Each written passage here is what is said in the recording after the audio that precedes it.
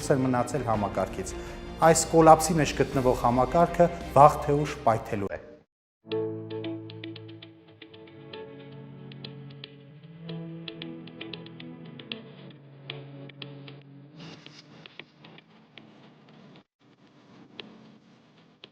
Որպեսզի համակարգը սկսի կայուն գործել, միասնության թվեր քաղաքական նախաձեռնությունն առաջարկում է